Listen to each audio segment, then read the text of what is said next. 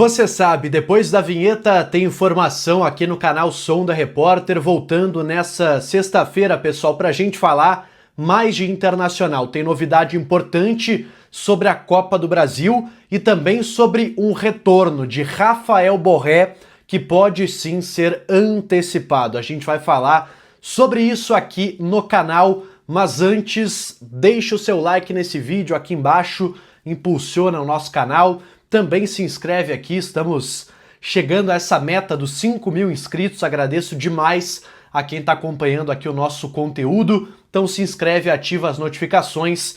Sem mais delongas, sem mais enrolação nenhuma, bora falar de Inter. E vamos começar esse conteúdo falando sobre lesões. Sim, Paulo Paixão está sendo cobrado, preparador físico do Inter, por conta do alto número de lesões. É verdade, ele precisa ser questionado, não criticado exatamente, mas precisa se manifestar, dar uma resposta pública frente aos diversos problemas musculares que o Inter vem enfrentando nas últimas semanas e que acometeu os seus dois principais centroavantes, Borré e agora o Valência, que deve ter uma lesão muscular confirmada e deve perder aí boa parte dos jogos importantes que o Inter tem daqui para frente nas próximas semanas.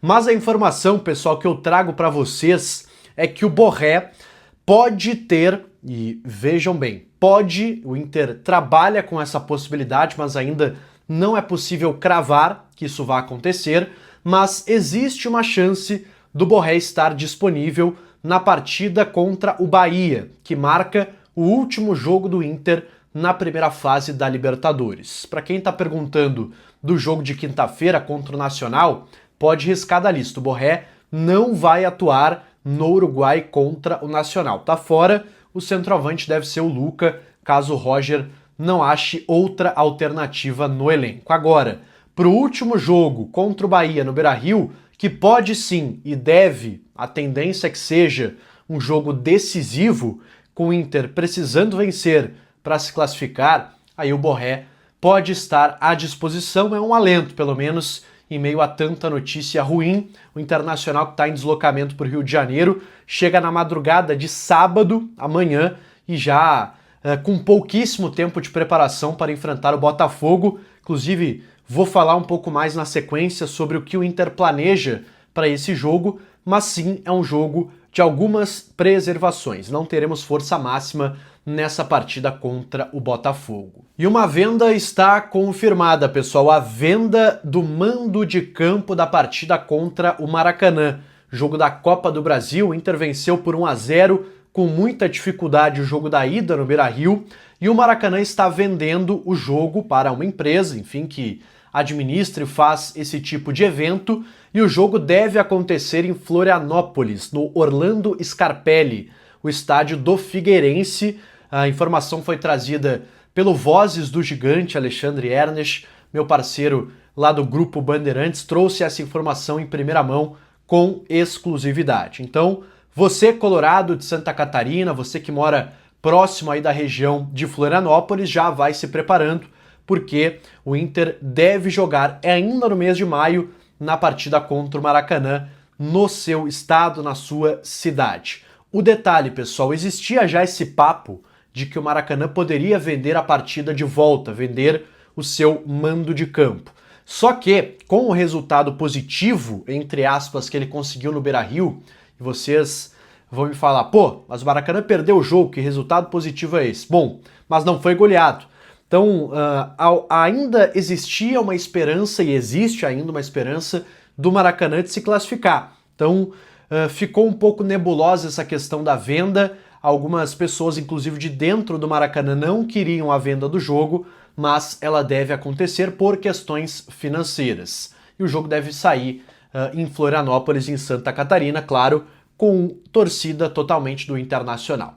Vou confessar que eu não sou muito favorável a esse tipo de prática, eu acho que isso acaba totalmente com a isonomia, com o princípio da competição, de algo justo, um jogo de volta e um jogo de ida, mas fazer o quê, né? A realidade do futebol brasileiro, os clubes pequenos preferem a certeza da venda do mando de campo do que uma incerteza de uma difícil classificação contra um gigante do futebol brasileiro. Eu acho, sinceramente, que isso não deveria ser permitido pela CBF, mas já que existe a brecha, os clubes aproveitam e o Inter agora vai acabar se aproveitando também da instabilidade financeira do time do Maracanã. Boa notícia também em meio a esse turbilhão de notícias ruins. Claro que o Inter mantém a responsabilidade de passar, agora talvez até aumente a responsabilidade do Internacional de vencer o Maracanã no jogo da volta,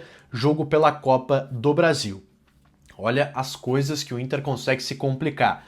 Tinha um jogo fácil em casa para fazer saldo, para fazer score, para não se preocupar com o jogo da volta, para poder escalar reservas, se preocupar com questões mais importantes como a Libertadores, como também o Campeonato Brasileiro, mas não, o Inter fez questão de botar mais um jogo no seu calendário, menos mal que não vai ser uma viagem longa ao Nordeste, a Fortaleza, mas sim uma viagem bem mais curta aqui para Florianópolis. O Inter deve usar o seu avião, voo fretado, para a capital de Santa Catarina.